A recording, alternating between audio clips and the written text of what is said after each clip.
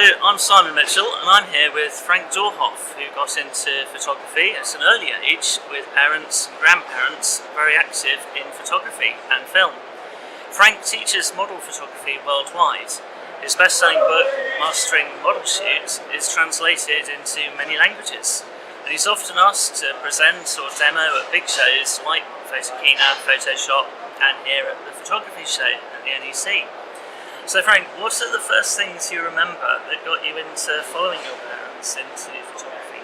Well, first of all, my parents were more like hobby photographers, and I just loved the magic of having this piece of paper going into a bucket of stinking water, because I was like 4 or 5, and then magically my parents appeared there and my family. I was just going like, this is pure magic.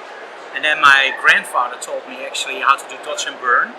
I was just going like, this is so cool. So imagine being 5 years old and just loving to draw, and then see that photography is actually just so much magic. And that's the thing that I love digital photography, but I also don't like it that much because it takes the magic away. You take a picture, you see the digital Polaroid on your back and you know it's right. Yeah. So sometimes I also still love to do that analog photography because that's the magic of photography, just that capturing one moment in time that will never come back again. Yeah. And that magic just mesmerized me for years. And I love movies, and you see the same thing there. And that's also what you see in my work. I never shoot images that are just natural. I always tint them. Like, I want to make sure that people get the proper feel of a shot. Like, for example, you are in a bunker 6 miles under the sea bottom. You turn on a light. What is the color of the light? A lot of people will go like blue. And I go like, no, it's the color of the light. And they go like, why? I said, I know why you say blue. Because if you look at The Abyss from James Cameron, it's way down on the bottom of the sea. There's no light there. So if you turn on a light bulb, it's the proper color that it normally is. But it's still blue over there. And why? Because it gives you the emotion of cold, deep underwater. If you walk along a graveyard at night, it's never blue, it's just normal color. But that isn't scary because you want to make sure that everything that goes bump in the night. So colors evoke emotion. And that's what I remember when I was growing up, that I never looked at a movie as, okay, this is a horror movie. I was always looking at the tinting of a movie, even when I was very young. And I think that's what my grandfather taught me, like, when you do color photography, choose the proper film. And again, they were hobby photographers. But he explained to me that every film looked different. And I literally never looked different at a movie. I can watch a movie that's really good in storytelling, that has great color, and I can watch it on a VHS tape and be totally mesmerized by it. Or I can use a 4K HDR movie that has no good story, doesn't have any tinting, and I will be bored with it.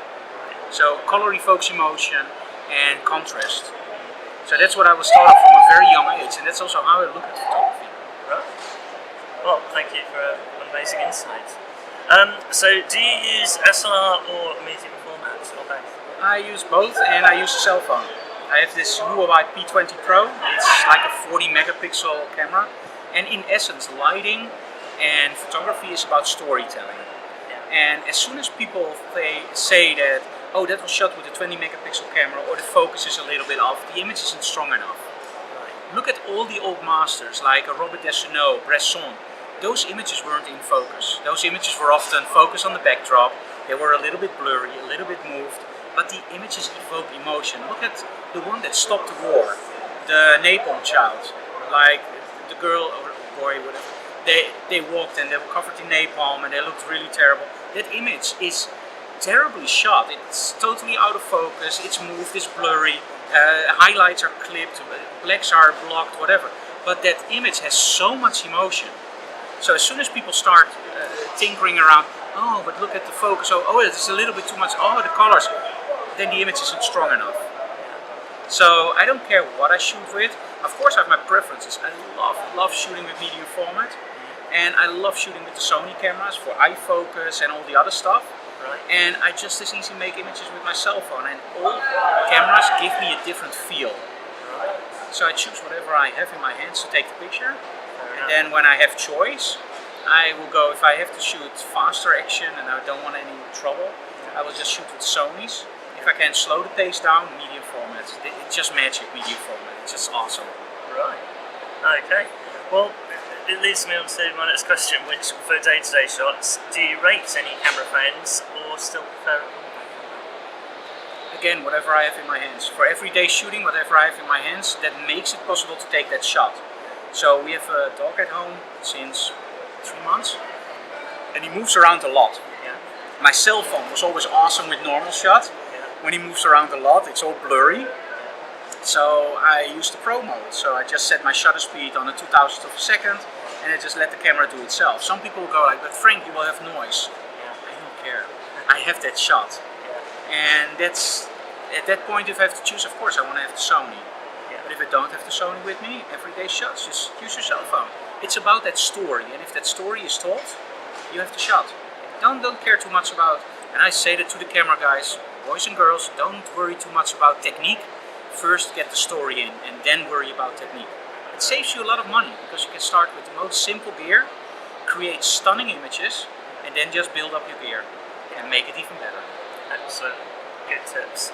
So you've tried videography as well, but what pulled you more towards photography? I still do video, and we do it a lot with vlogs and behind the scenes and interviews, and of course instructional videos.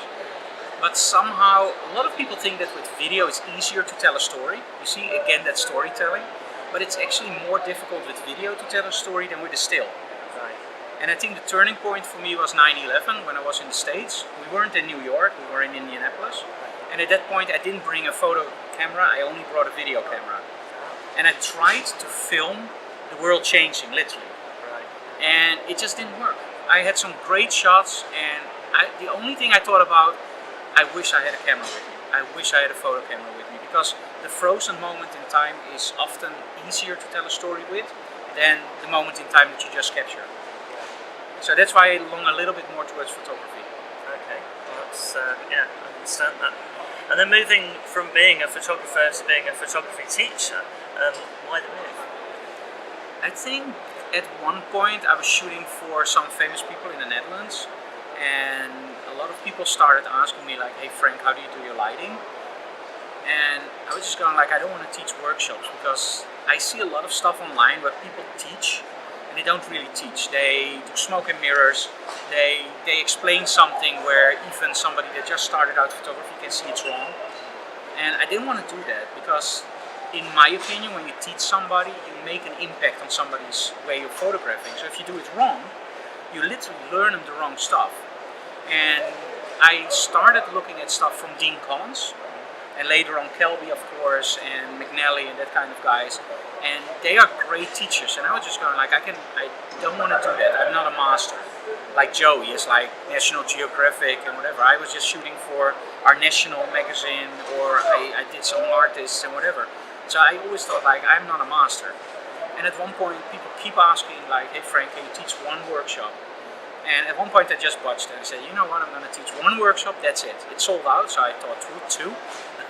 And then the cool thing is, if you get a like on Facebook or social media, it's an instant gratification. It's like, oh, I got a like. And then it's like this, instant gratification, oh, done to the next like. When I teach and I speak to people a year later and they go like, oh Frank, you really changed the way I look at photography. You really improved I'm just going like, this is so cool. And it just brings a smile on my face. And I think you have to be a teacher to be a teacher. Right. So don't start teaching because you fail at photography. And you see a lot of people doing that. And it sounds harsh, and I don't mean it like this, but photography is hard to make a living. Yeah. Starting to teach workshops is not a way to make a living. It's you're inspiring people. You're literally, people are learning from you. If you don't know what you're telling, if you are not certain about the techniques, don't start teaching for the money, because once the market is already destroyed also with workshops, so there are a lot of people teaching. But I think when you are changing the way that people shoot, so make sure that it's right, for the right reasons. And I just love teaching. You saw me on stage, it's where I'm at my best. I just love the people looking at the images I create and going like, I can do that. And not going like, oh, I can never do that. That's the difference between an instructor and a photographer that gives a demo. I don't want to wow people with, I can never do that. I want to wow them with, that's so easy. And then they come home and they find out it's really hard. But at least they're inspired to try it. Fantastic, excellent. And as a photography teacher, what advice would you give to someone who's starting out? Learn your basics. I know it's boring. I know it's hard to learn your basics. Now I'm a guitar player, and I taught guitar when I was younger to local kids. I stopped for 17 years and I started playing again. It took me only a month to get back to my old level. The reason is very simple. When I taught guitar, the first thing my students asked me, and I was 17, 18 at that time, and my students were like 14, I want to play Metallica. So what kind of scales do I need? Well, you need Mixolydian.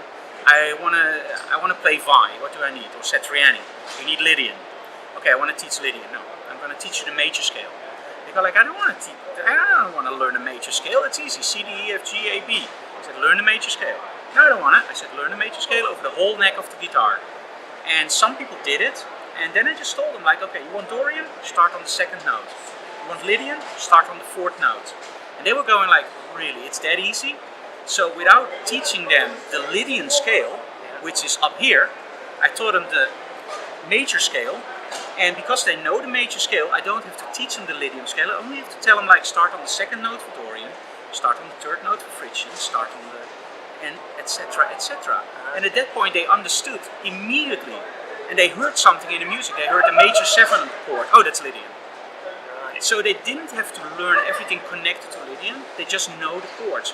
When you boil that back to photography, if you know your lighting, if you know shadow fall-off, if you know shadow transfers, if you know your inverse square law, photography becomes so easy. Photography isn't hard. It's very, very easy.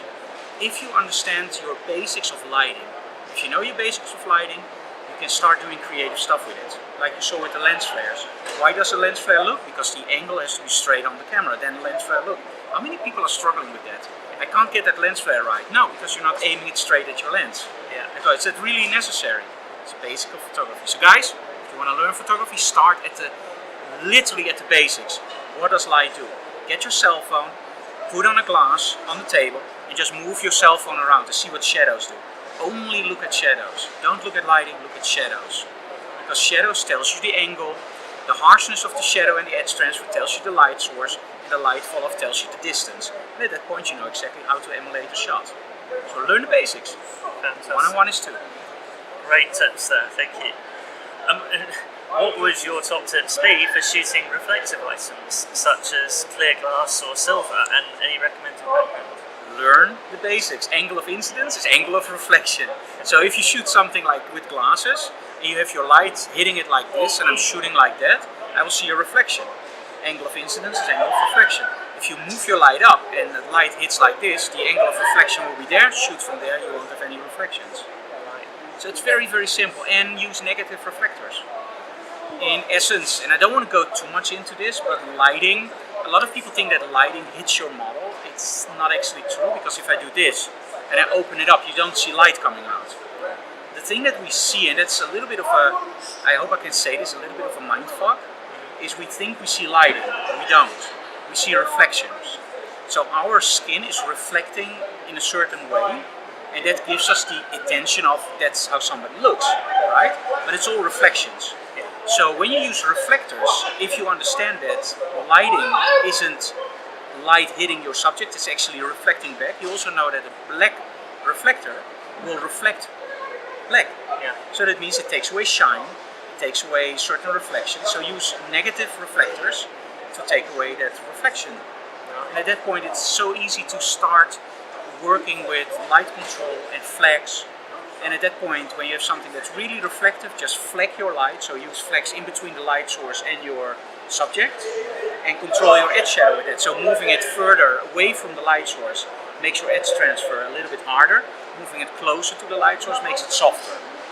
And at that point, you have total control. Just angle it and make sure that you shoot under a different angle than your light is, and you don't have any reflections. Right. Okay, great tips, thank you. You like to capture an artist's style, being the most rewarding thing a photographer can do. How would you explain that concept to a novice photographer? I think it's very important to understand that at one point you're photographing puppets. You literally have a model in front of your camera, you shoot it, and you exchange it for another puppet, another model. You shoot it, you exchange it for another puppet, another model. At one point you get bored, so you change your backdrop color. You can start all over again, because now it's yellow. shoot another puppet, another puppet, and you go on. And at one point, you won't shoot 3 models, you will shoot only 1 on your board. Now, as soon as you start doing it slightly different and try to get the character of somebody, like a piano player has really muscular arms, just roll up his sleeves and do this and show how muscular his arms are. Now you're getting more into that character. If you have a magician, just make him look like a magician, make him look like magic. And at that point, it's way more interesting to shoot artists than just do headshots. And even with headshots you can do it. You can make the director look totally different, or the manager look totally different from, for example, an employee. And don't do it in a wrong way, but just make sure angles and, man, there's so much things you can do to bring out that character. Okay. And you've closed off, you've opened, there's so much you can do. And I think that's the challenge. Lighting, okay, it's cool, but getting that character out, oh man, that's the best thing ever. Okay. So, for example, if it was a manager of a store and his staff member, how would you pose those two differently? It depends on the people. If they are really working nicely and close together, I would put them next to each other. If they're a team, if there's like a hierarchy, I will put, for example, the manager in front of the store and the employee a little bit in the back doing work. Tell your story. It depends per person, because otherwise you don't capture the character, but you're giving a standard setup. Never do standard setups. Always look at the situation and build your setup from there. So look at the people you're shooting, look at how they behave, talk to them, see the difference between the manager and his personnel or employees. And at that point make the decision like, okay, I'm going to shoot it like this. Show it to them, and if they go like, oh no, but that's not how it is. I'm totally on the same level as my employees. You did a wrong idea, and just do it again and then do it like they're really working together. So just adjust to what your client says. I always show him the images, and then my client can always go like, oh, I want it a little bit more like this or a little bit more like that. Right. And just adjust. Okay, thank you. And if somebody wants to attend one of your workshops, would they need to travel to the Netherlands? No, we do a lot of workshops abroad. So on April 6th I'm in Sweden doing a workshop in the Malmo area, and we're going to do next year again probably a UK tour. And in New York we are in August, September in New York. Okay. So we do a lot of workshops worldwide. And if they want to come to the Netherlands, we teach that twice a week. So I teach 2 workshops a week. And if they say it in advance, I can do the workshop in English. So normally we teach them in Dutch. Yeah. But if somebody says, hey, I want to come over in 2 weeks, can you do it in English? We just inform the students that there will be an English student. Right. And we do the workshop in English, because most Dutch people speak fluently English. Right, okay. Oh, well, that's really good. Or at least understand it. Right. And if someone is a good photographer in their field and they wanted to teach or be a speaker, such as there are many here today, including myself, how would one go about doing that? I think that you don't even have to think about it. If you know you're going to teach, you already know. If you're sitting at your kitchen table and you go like, oh, there's no money coming in, let's start teaching, I can tell you already you will fail miserably, because the audiences will kill you. Literally, I've seen people on stages, not here, but on different trade shows, that are literally starting with 200 people and ending with only 2. And it's because there's no passion. Right. And as soon as always people will walk away, that's normal. But if you can keep the crowds interested and do it with passion, you already know that you want to teach. I taught I taught guitar because I love teaching. When I started photography, the only reason I didn't want to teach is because I didn't feel I was a master at my trade. Right. And with guitar, I can tell people literally the basics. And you don't have to be a Steve Vai to teach guitar. With photography, I think because lighting is so essential and so vital, you have to be a master and master at lighting. And at that point, that's the reason I didn't want to teach. But there was always this longing, like I would love to teach. And then when I got the chance, and I really picked it up, and I was kind of like, this is awesome. Right. And then of course I stopped, after the 2 workshops, I stopped for I think 6 months. Yeah. And just developed the whole program, and everything was just written out. And I think I did that for 2 years. And then I stopped doing that, and just the same thing here. I just go on stage, I don't know what I'm going to do. Yeah. And I just play with the crowds. I have like 3 key points I want to teach, Right. and everything else in between is just improvised. Because then if something goes wrong, nothing can go wrong, for the very simple reason, nothing is planned. So if a stroke breaks down, I have 1 stroke left. no problem. We're just going to work with one stroke. Okay. And I think that's the best thing you can teach people. Like, save every single situation, be creative. Brilliant. Well, great tips there. So, if people are interested and they want to learn more, what's your website or contact details? I'm on all social media under my alias Frank Doorhof, which is also my real name, but I won't tell you. Right. So if they go on YouTube, it's Frank Doorhof. If they go on Twitter, it's Frank Doorhof. It's Frank Doorhof everywhere. Right. And we are on Twitter, Flickr, Instagram, LinkedIn, YouTube. And please subscribe to my YouTube channel. You really need that. And Facebook, of course, and Google+. Although Google+ stops now, but we're on almost every social media network. Brilliant. Okay, well, thank you very much. And yes, please do subscribe to his channel. I'll link that below. If you've enjoyed this, then please subscribe to my channel just below that, and like this video as well if you've got something from it. Thank you for watching.